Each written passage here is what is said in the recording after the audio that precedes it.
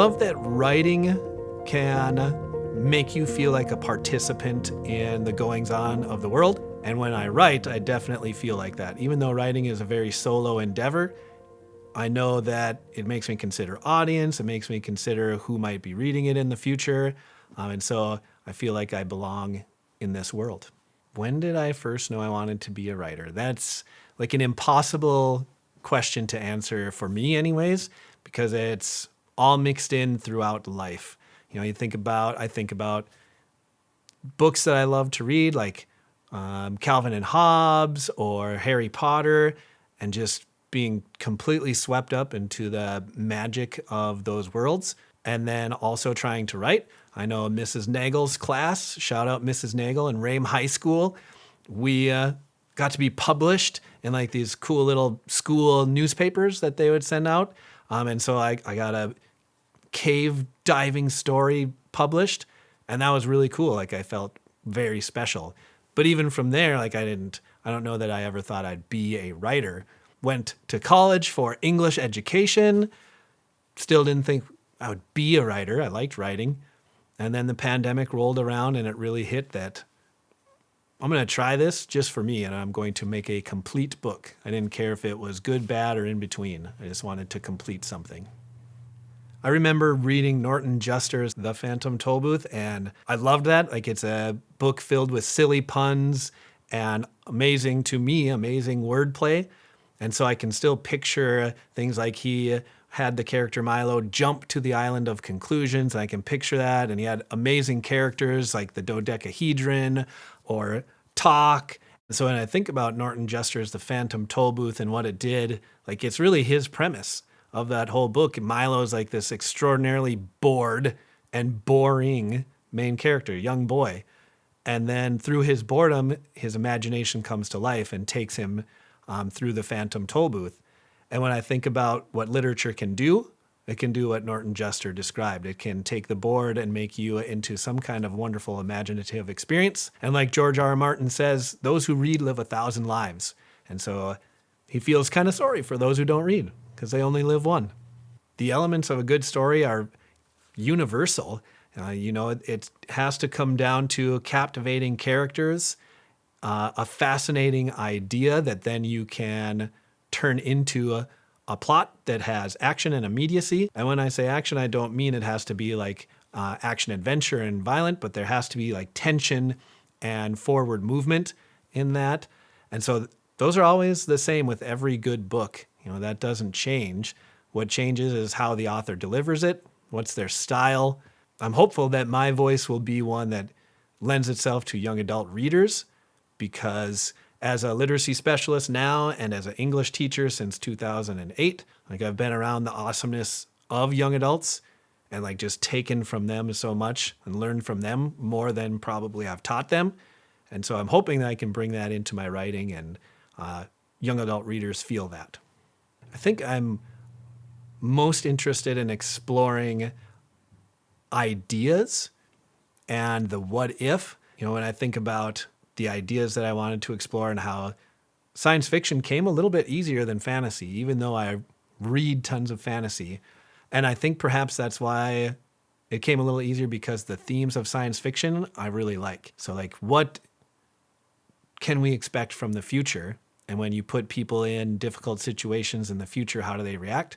So I'm really interested in like pushing humanity into a corner and then watching them respond. I also like just the very personal relationship building side of writing. I think that comes from my teaching. I love building good relationships with learners and my colleagues. So how do your characters interact and what's their relationship? So I think that's always going to be a part of it too, is searching for that. So I love the idea of exploring what it means to be human, because we are complex creatures. And when you insert an artificial intelligence or an artificial life into that scenario, there are lots of tropes that you can dissemble and explore. And so you might have characters who are AI who are more emotional than humans. And that lends itself to interesting conversations then that one can have. I've written Seven, which is a science fiction novel, and I love near future stuff, and that seemed to come naturally to me. And then I've also written a fantasy book, and that was my second book, and it was more challenging maybe. And a lot of authors will be like, whatever your first book is, like just tuck it under the bed and don't come back to it because it's probably not very good. And so that's seven. So I have no idea. I have no idea if that was good or if it's, like in the grand scheme of things. And so for me, like being published, amazing. Like it feels absolutely fulfilling. But finishing seven, even before I knew I would like try to get it published or anything, might have been even more powerful because that was just for me, just to write it, to complete it, beginning, middle, and end. And so I think that's where art is the most powerful.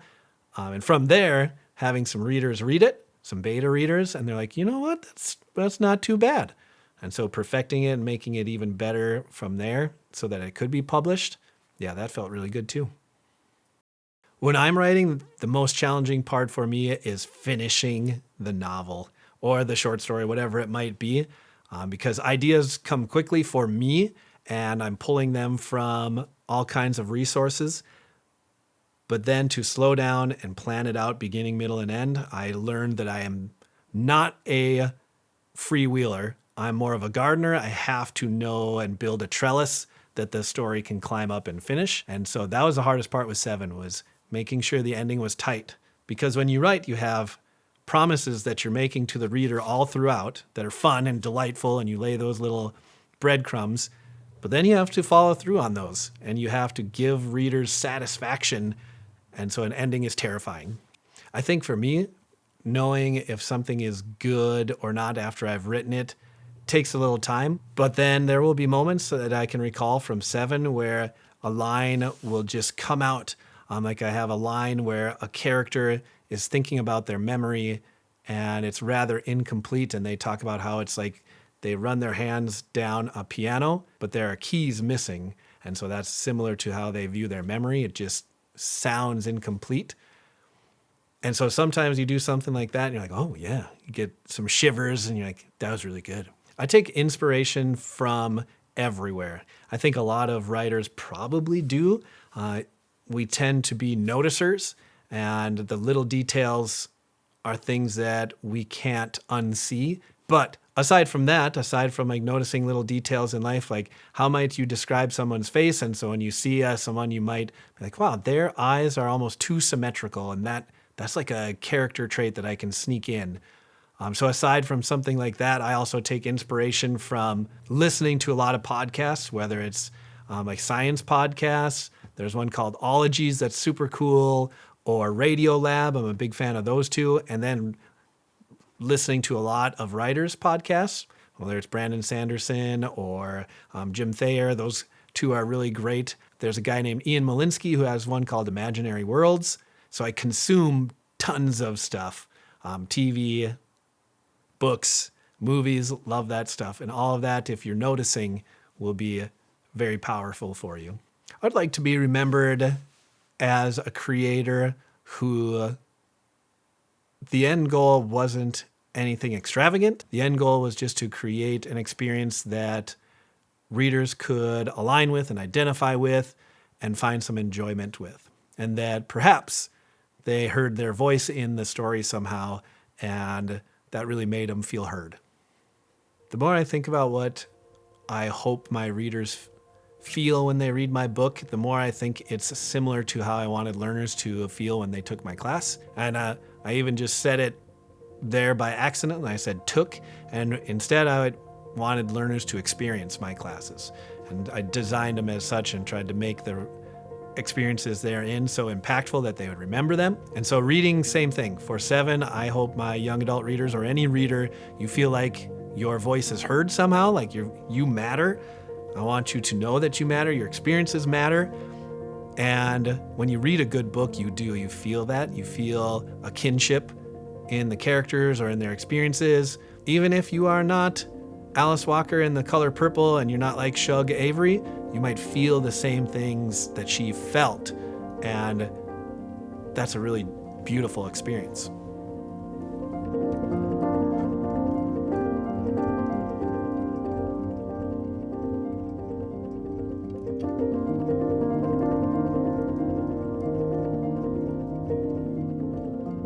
If I could share a piece to an aspiring writer, it's that your journey through writing is going to be your own, and you have to own that for yourself. You can definitely take inspiration and advice from other people, but when it comes down to it, if someone asks you, hey, do you want to be a writer? You need to know the answer, and it probably should be yes. You can listen to endless podcasts, you can read endless books, but it all comes down to you. So that would be my advice, I guess, to aspiring writers, to aspiring creatives, to my seniors who are going to graduate. Like, what do you want to do? Be honest with yourself, and then be willing to sustain the pain to get it. There's a big difference between the wants and wishes. Like, I want to be a rock star. Okay. Are you going to suck in a garage for a long time and be terrible, like Dave Grohl says, and just keep sucking and then eventually get a little bit better where you get like a record deal? I don't know. It's up to you. I write for me. That's what I wrote 7 for. And once it's complete, and now it is, and you can send it out into the world, then it's for the readers. The readers can do with it and interpret it as they see fit. And I think my interpretation still matters, but that was during my process. And now it's for all of you, and you can determine that. Writing for yourself is important. It makes me think about Shawn. He's got an awesome TED Talk that you can go and listen to. It's The Happiness Advantage. He wrote a book as well. But essentially, when you are doing things for yourself, you're not setting the bar of success on like the other side, he says, of like the cognitive horizon. Meaning like if I'm doing it for the reason of selling a lot of books to make money, then what's the success criteria? Is $1 million enough? And then once I've made $1 million, how do I feel successful again after that? And so when it's for yourself, like just to write a complete book, not even a great book, your success criteria is really clear. And when I finished 7, that was it. I did it. That was successful and awesome. And I could set a new goal of I want to be published, and not published to make $1 million. Just I want to see my book in print. And so I could chase that a lot of different ways, whether it's self-publishing or the traditional route. Success looks like me just continuing to write. Doesn't matter if they're published or not. Success for me would be continuing to write complete works and hopefully getting better every time also. The future of Shawn Krinke's writing career is going to start this summer. I'm going to write Trio, and that's going to be super fun. I'm excited to get back into the world of 7 because I took a break.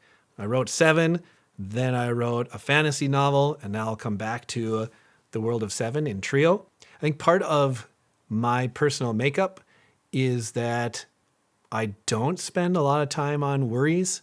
And so like right now, I don't have worries for my future of writing or for how well I might do in Trio or how well 7 might do. Like I try to focus on the things that I can control.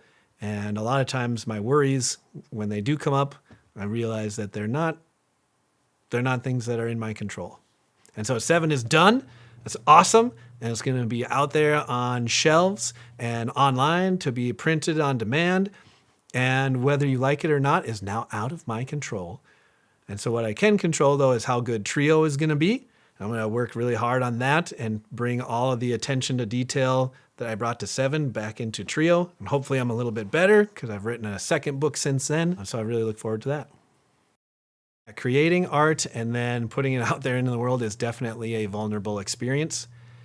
Brene Brown is someone who is very inspirational to me. I spent a lot of time with my wife in an SEL elective for high schoolers, which was fantastic. It was some of the best years of my teaching career because we learned about things like vulnerability and how to be emotionally intelligent. And so it's terrifying to submit something that you spent years creating and you poured so much of yourself into and submit that to the world for inspection and close inspection. And not everyone's going to like it. For sure, they're not going to everyone like my book. So how do I separate myself from my book and know that when I wrote it for me. And when readers read it, they're reading it for their own style and for their own taste. And taste is different for everyone. And so if you are confident in yourself and you know that vulnerability is strength, like I hope I can weather that storm. I think it'll be more important and impactful to consider the feedback that comes from someone that's in the arena. Roosevelt has that man in the arena quote where if they're in the bleachers and they're watching and judging you, you don't have to consider their opinion as strongly as you might someone who's fighting alongside you in that arena. So I sent it to beta readers, and there's this one beta reader who is fantastic. His name's Daniel. Shout out Daniel. And he ripped my first 7 draft like to shreds in the best way. He had pertinent questions about my characters and their motivations and why I would do something in this spot versus not this spot, and it was awesome. And so that made 7 a better book, and I had solicited that feedback. Whereas I'm not going to spend a lot of time on Amazon reading the reviews or the comments or something. I'm just not going to do that. The advice, write what you know. I don't know if that's good advice. I mean, I don't know nothing about the future. I am an English teacher from rural North Dakota. Like, what do I know about the future? I am not a brilliant inventor. I am not a scientist like Einstein. And so that's why I love science fiction and fantasy, is because I can write about whatever I want. But I think there are aspects of like write what you know in the sense of I do know people and I do know relationships and emotional intelligence and like what matters in there. And I know young adults. So while that truism, like you can pick it apart and be kind of tongue in cheek about it, I think there are pieces where you can write what you know, and that's a strength. Yeah, writing about what you don't know is much more fascinating to me. I don't know. I think it's exploratory. I think it's freeing to have no bounds. When you write sci-fi, anything is possible. That, to me, is why I've been drawn to those genres of fantasy and science fiction. When you think about, say, Snow Crash by Neil Stephenson, the virtual reality world, anything is possible. And he has that capitalized in that book like wonderfully. And so I pull elements like that into my book. And it's like, I don't know, what do I think it might be like? I don't have any training in computer programming or anything like that. But because it's science fiction and I'm loose science fiction, then I can make it whatever I want. I am most proud of the fact that I wrote a complete book. It has been a goal of mine for a long time. Back in my West Fargo days, I wrote it on a little chalkboard that says, "Before I die, I will." And then my little piece of chalk in my crappy chicken scratch writing said, "I will write a good book." And so I did that. And that's been years and years and years of just sitting there and then years of writing. But I'm most proud of that fact.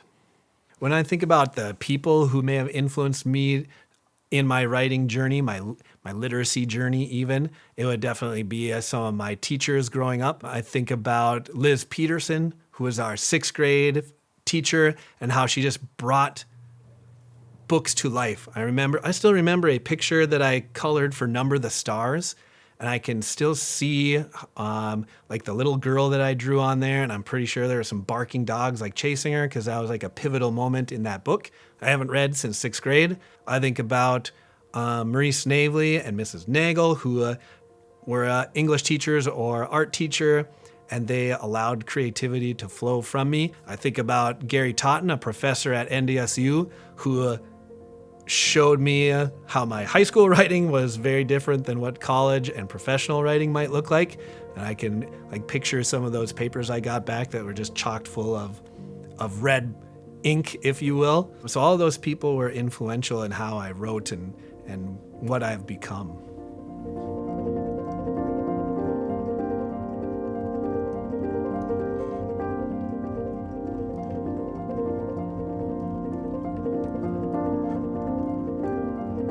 I have some of the best supporters that one can imagine.